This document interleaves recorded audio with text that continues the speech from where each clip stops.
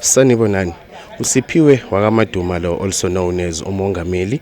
Namuhla sise Extension 18 South Hall. Siphethe Mr. Munini, who's running a program la emphakathini ukuthi they were bringing the national legislature la kithi emphakathini bazoza our concern and to give us answers in some of the things la esinganayiqiniseko khona. So ngizonika Mr. Munini thuba athi ukuzintroduce bese uyasichazela kabanzi ukuthi namhlanje why are they here. Mr. Munini, Sawubona Siphiwe, ngibulise nabalaleli or your viewers at home. Ukuqala ithi silungise, mina ngu-chairperson ye-portfolio committee for the Department of Community Safety, Security and Liaison phecelezi yamaphoyisa. A provincial legislature, not national. Loko sikwenzayo iloko kujwayelekile, sivisita ama-police station amaningi in the province. Namhlanje size ku-Ivenda police station ne-Secunda police station. Sihlangane ne-both management yalama police station with all the stakeholders, CPF, other law enforcement agencies. Manje ke sitholile inkinga ezikhona la through i-management and siyoza nesombuluko salezo inkinga. Lana kule hall extension 18 size sizolalela umphakathi, sifuna ukuthatha le inkinga kumphakathi wona phecelezi sibone ukuthi lokho sikuthole police station kuyafana naloko sikuthole emphakathini. By the way, Imbalenhle was also visited last April. Sinayo i-report yakhona. Manje umphakathi so izirezile inkinga eziningi, some of them besesazi ukuthi zikhona lezo zinto, like issue yama drugs, undocumented foreign national, illegal mining and many others. Manje ke la asizelanga enye into, asikhulumi kakhulu la, silalela umphakathi. Uma siceda into soyenza sobanikeza isisombululo nabo njengoba bakhuluma basinikeza their proposed solutions to the problem, like the issue of an additional police station. Manje ke tina, we are solution orientated. We want an improved service delivery to our communities, and I'm confident ukuthi isisombululo kule inkinga ebaziraise ngoba eziningi it's about feedback ne-conduct yamaphoyisa wala ekhaya.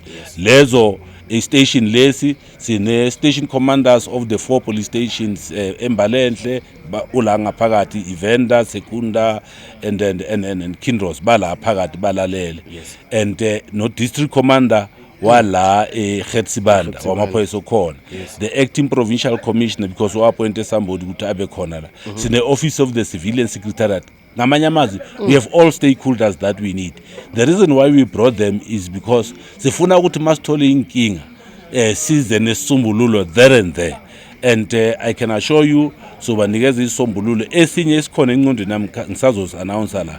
We are going to instruct amaphoyisa laba sengikhulume nabo ukuthi ngoba sithatha ama details wa wonke umuntu o raise complaint ukuthi they must respond to labo bantu as quickly as possible, and 2, they must provide a written feedback to the portfolio committee, and we are going to give them 7 days to give us a response to all the issues raised here, including nokuthi sebakhulumile banikezile abantu isombululo into ye police station. It's a long process, and bacelile la ukuthi sibatshele ukuthi yipi process kufanele bayihambe, and sizoyi explainer nayo.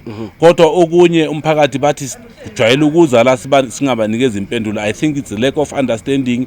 I-portfolio committee yaqala ukuza la eMbalenhle, mhlambe bahlangane namanye ama-portfolio committee, mhlambe you know, understand umphakathi, but it's the first time and thina la siyakhona we take feedback to abantu.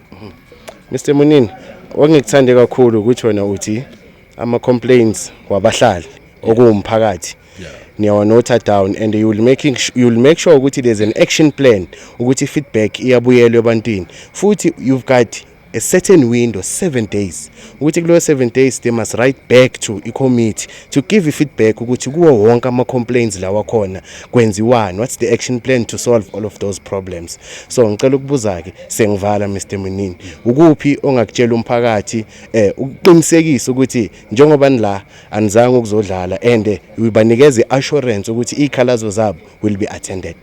Ungathi ubungangena ngaphakathi mase ngiyokwannounce lokho ngoba sengokushilo. This is not a talk show. Yes. This is not a ticking box exercise. Yes. Ngipha wena imedia ukuthi abantu bayethola feedback by the 27th of this month.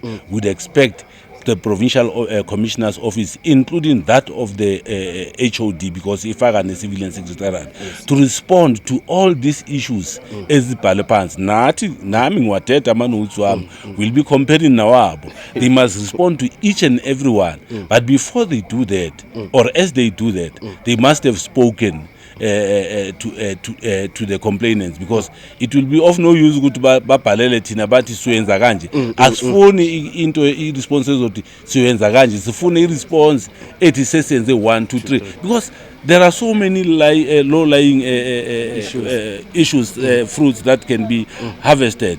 Just giving a feedback on a case that exists, and I will say these things. Where they are raising issues of alleged misconduct by the police, we'll expect management to also respond to that, to check if there is consequence management. So we are not here for a talk show. We are here, we mean business. And as I conclude, this is not the first of its kind. Sitalile with Bank, and I think you'll be seeing more of this wherever we go. As we go to the police stations, we will be meeting with the communities, and we will ensure that the feedback is there. Mr Munini, thank you so much for your time, Chairperson. Enjoy the rest of your evening, sir. Ngibonge wena Msasazeli, ngibonge nabalaleli emakhaya.